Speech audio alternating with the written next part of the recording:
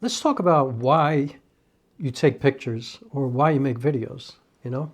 Because back in the day, people had a camera, you know, if you were lucky, you know, but most people had some kind of camera, and you had to buy rolls of film to put in that camera. And I'll tell you a funny story at the end of this video about that, but you had to buy rolls of film, and then you had to be very intentional with what you shot, because you probably only had 12 or 24 or 36, you know, shots to take. Like that was it, you know? And so you didn't want to lose any of them because it was going to cost you money to get it developed, right? And then you had to pray that you got good shots. And so you had to really, really think about, why am I taking this picture? Like, you know, usually people would be like, hold up, I got to take a picture of this. Or they go on vacation or something like that, or, you know, some big event, and they would bring their camera. Like, people didn't carry their cameras everywhere, you know, unless you were like a serious photographer. But, you know, most people had a camera and it sat at home, except when they had something really, really special, and then they would take it with them or pull it out, you know, if they had, you know, people visiting them at the house or something like that, or if they got a new puppy, or if they had a baby or something like that. Notice I put puppy in front of baby because that's how I am. But I mean, you know, when you'd meet somebody and they said, oh, let me show you a picture of my parents, you know, or a picture of my family. They didn't have like, you know, 700 pictures per day, you know, and they didn't have pictures of every second of every moment of everybody's life. You know, pictures and videos, they meant something different back in the day because you weren't taking them all day, every day. You know, there was like more time would pass in between. And so now I guess it's kind of like a time lapse, you know? Like you could literally put a time lapse together of your whole life now, because people who are born now, imagine how many pictures are going to be taken of that human being throughout their lifetime in this culture, starting from the moment they're born or adopted or whatever your circumstance is. Like, think about that. You could take those 800 pictures of you a day, whether they be selfies or other people taking pictures of you or whatever the case may be, or videos, and imagine if you put them together. I mean, it would be, you know, like, I don't know, a generation worth of a time lapse. Like, you couldn't even live long enough to see the time lapse of your life. I mean, we are taking so many pictures, and I'm just wondering if any of them mean anything to you. You know, like, I think if you're a professional photographer and you really think like that, then yeah, I think, and there are some photographers who still shoot film, and I think that's part of the reason, you know, because they want to be more intentional. It's not just that, you know, they like the way it looks, you know, which, you know, Fuji film or Kodak film or whatever, they do have a look to them, you know, and you used to buy film, like you bought ISO film, like 100 ISO or 400 ISO, you know, and that dictated the quality of the film, how much light could get to that film. That's pretty cool when you think about it. But I digress, you know, I'm just wondering, like, do pictures or videos, do they mean anything anymore? You know, when you look back on something, you know, I think we've moved to a different place where we used to be more interested in looking at pictures and videos, you know, and looking back, and it was like, it was this nostalgic kind of nutrition that we had where it was really beautiful to look back. But now, you know, we're just like shooting in real time constantly all day, every day. And I think we're just more interested in now. And, you know, it's always been a very spiritual thing for people to say, you know, like, be present, you know, like, learn to be present, learn to live in the moment, you know, don't think about the past, don't think too far ahead, just live in the moment. But I also think there really is something to be said about, you know, the past, you know, and where we've been, and documenting our lives, and then being able to look back and see, you know, where we were and where we are now and compare those things. You know, it's kind of cool. But I don't know, I've been thinking lately that we kind of lose that, you know, like, I'm a narrative filmmaker, so I create stories, you know, and I mean, I haven't, you know, I worked on a documentary last year, but I'm not really a documentary filmmaker, but my work is very personal. And so I think that's a little bit different. Like, I'm creating stories, you know, I'm writing scripts, I'm creating characters that don't exist. They just exist in my head. And I try to bring them to life, you know, and I try to bring these situations and these, you know, these worlds to life that we can experience. And I try to relate them to what's going on in the world, you know. Like, my stuff is very socially conscious, so I'm trying to write about racism or gentrification or, you know, stuff like that, you know. I'm kind of a social activist, I guess, with my work. But I'm just wondering, like, in general, you know, people who are carrying their iPhones or their Android phones, you know, your Pixel or your LG phone or whatever the case may be. And yeah, I say LG because I can't let it go, even though they don't make phones anymore. But I just wonder, like, what does it mean anymore? You know what I mean? Like, do you look back on a vacation now, and does it mean as much as it used to mean when you just had, like, rolls of film? And, you know, if you had, like, 100 rolls of film, that was, like, astounding. Like, that was more than the average person had. Like, most people did not shoot rolls and rolls and rolls of film. You know, some people did, but not most people. Think about it, you know? Ask your grandparents, you know, if they shot, you know, how much did they spend on rolls of film in their lifetime? You know, like, really think about that. How many pictures, like, how many picture albums do you have? You know, did your grandparents have? You know, like, physical picture albums. You know, if you had like 4 or 5 of those albums and they were maybe, I don't know, 30 or 40 pages where you could fit like maybe 8 pictures on each page, and used to be that you could put them on this thing and they would kind of stick and you'd put plastic over it and you'd look at the pictures. How many pictures did people have in their whole life? Not a lot. So I don't even know what I'm saying. You know, I was just thinking about that. Like, do all the pictures that we take, like, are we more interested in the specs? Like, how good we can make it look? Like, how great we can make our selfies look? Like, is it really about documenting, or is it about creating this profile that we're putting out to the world? Like, what's it for? Why are you creating pictures? Why are you snapping all those photos? Why are you taking pictures of you eating lunch? You know, why do you want me to see you eating a sandwich? I don't understand that. Why do you want me to see you making coffee in the morning? How many times have I seen people make a video about making a latte in the morning with their latte machine? Like, why do they think that's interesting to other people? You know? Why have I shot a video where I've shown you walking out my front door and then traveling? And I guess in my case, because I can speak for myself, right? In my case, I thought that I was shooting something interesting in a part of the state, country, whatever, where a lot of people don't live. And I guess it's kind of like a travel video, you know, like this morning. I saw one of my favorite travel videographers, Brandon Lee, put out a video this morning honoring Morocco. And it was beautiful, like amazing. Like, it immediately made me want to buy tickets to go to Morocco. So that was kind of like a beautiful cultural video showing me a part of the world that I had never been, showing me a lot of the culture of that world. He like really got in with the people there as well, and some of the cultural events that were going on at that time. And so that makes sense to me. But what doesn't make sense to me is Instagram and Twitter and Facebook and, you know, even YouTube a lot of the time. It's like, I don't understand, why do we care so much about, why do we sit there and just scroll through TikTok to watch these videos or to see these pictures? Or like, you know, like, how many times can you see videos of, you know, women playing with their hair or men bodybuilding? Or like, why do we care? What does that mean? What is that giving you?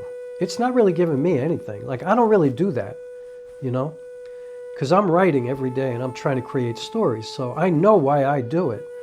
But I also know that there was a time where, you know, I'm a solo theater artist, so there was a time where I was sharing my rehearsing process a lot, and I was putting videos up on social media. Saint, yes. Thanks for the insight into every Latino and Jewish stereotype ever. Why always hold up? Yeah, hold up. Why I gotta hold up? Why even buy into those kinds of stereotypes, Saint? Why even think that's funny? I don't know. You don't know. Well, do you understand that you are actually perpetuating this institutionalized racism that's going to continue forever if you don't stop speaking and acting in exactly the way most white people actually expect you to act? Yo, Esther, do you have any self-esteem, say? Do you even think about anybody other than yourself? Do Do you understand that how you act and what you say is actually going to affect me and you and everybody, not only in this neighborhood, but in the entire world? Do you even understand that there is a whole world outside this little block? Can you understand that, Saint? Can you wrap your little Brooklyn is the greatest, most epic, amazing, fantastic, the most magnificent place in the whole motherfucking world brain around that? Can you do that, Saint? That's Esther Alvarez, yo. And then when people would eventually get to my show, which would generally take years to mount, I would feel like maybe I was giving them a little insight into my journey to get to that point where I actually have the play up on its feet on stage. And I think that's kind of cool. I think it's cool, you know. But I also realized, like, I got into this thing of I was taking a lot of selfies, right? Now, honestly, when selfies first started, I thought that was the dumbest word I ever heard. Like, I told myself, I will never say that word, selfie. Like, that is the dumbest word I've ever heard in my life. And I know I'm dating myself now, but I got into it, you know, and I started taking a lot of shots of myself. And I started to look at them, and I was like, they look exactly the same. And how many pictures can I take of myself? And then I started to think, what is it doing to my brain when I am looking at my own face every day, all day? I'm taking here's me on the train, here's me on the D train, here's me on the A train, here's me on the L train, here's me on the Q train, here's me on the Brooklyn Bridge, here's me on the Grand Concourse, here's me in Queens, here's me in Manhattan. Like, how many pictures of me can I take? And why? What possible reason would anybody have to think that that's interesting to them? And so I started to think that it was like kind of like a mental illness in a way. You know, I called it selfie disease, and I stopped doing it, you know. And so do I sometimes take selfies now? I do, but it's always related to work that I'm doing. And I feel like I broke myself of that habit, you know, where, you know, I reluctantly got into it, but it was kind of like an addiction. And I think a lot of people have that addiction because it's just, it must be doing something weird to our brains to look at our own face all the time, you know? I mean, I don't think it's healthy, to be honest with you. And I also think it keeps you from noticing others, you know? I think that it hurts our empathy because, you know, I think, you know, the most important saying to me in my life is, it ain't all about you. Meaning, talking to myself like, yo, Rock, it ain't all about you. Stop it. Have empathy. That's the word for me. That's like the most important word in the world. And I think that taking selfies constantly and also just taking pictures all the time, what we're doing, you kind of lose, you're not like paying attention to what's going on around you.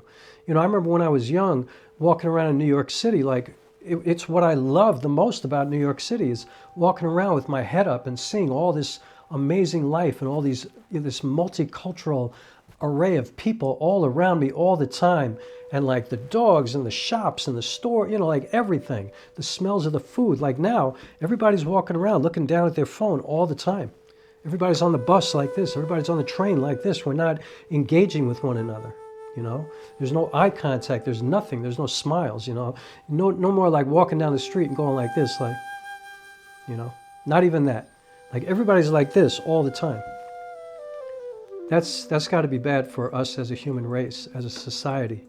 Like, I think there's something very wrong with that. That's just my opinion. Like, I don't know that, you know. I'm not a scientist or anything like that, but I just have to think like that is kind of sad in a way, you know. I want to know, especially if you're in a city like New York City, but also, like now I live upstate. I'm in a beautiful area. Like, it is so beautiful. I live near the Hudson River, near a train station. I live near all these mountains. I live in a city as well. Like, I can get from the city to farms to the mountains in like 5 or 10 minutes, literally. And so I'm really trying to pay attention to everything around me. But I notice that even out here, people are looking at their phones all the time.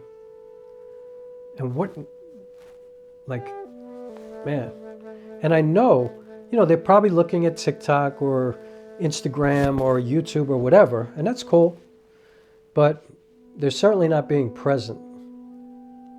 Which brings me to the funny story I was gonna share, and I'd like to share.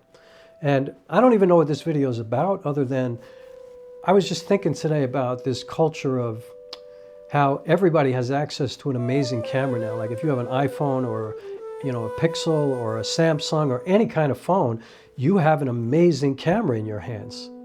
And you are probably taking hundreds of pictures or videos every single day. certainly every week. And do you ever stop to think of what you're doing it for and why, you know, how it's enriching your life and if it's enriching your life at all? Like, what is the point? And what are you doing with all that work? Is it art? You know, what is it? And do you ever go back and look at it? Do you save those pictures? You know, what are you doing? Are you just uploading, you know, like if you're uploading it to Instagram or Facebook and it scrolls down the timeline, do you ever go back and look at the stuff that you did before? I mean, Facebook has that cool, you know, memories kind of thing where it does kind of force you to look back. And for me personally, I think that's the best part about Facebook. That you get to look back, like it says 8 years ago, 10 years ago, 13 years ago, whatever, and it's like, wow, that's pretty deep, you know? So that's kind of cool. But, you know, taking all these pictures of your meals and your cat and all this kind of, like, for what? Like, what's the point? You know, are you sharing? Like, what are you getting out of it? You know, is it making you a better person? Is it making you smarter? Is it making you feel happy? Is it enriching your relationships? You know, like, what's it doing? So that's why I made the video, but I want to share this story with you. Speaking of film, so the first time I went to London, I was living with this girl, and I had never used a camera before in my life. Like, I had literally never held a camera in my hands. And so I was going to London for the first time. I was going to this big music festival. I was representing the United States. It was like a big deal for me. And I was going to London, and I was also going to a few other countries in that area.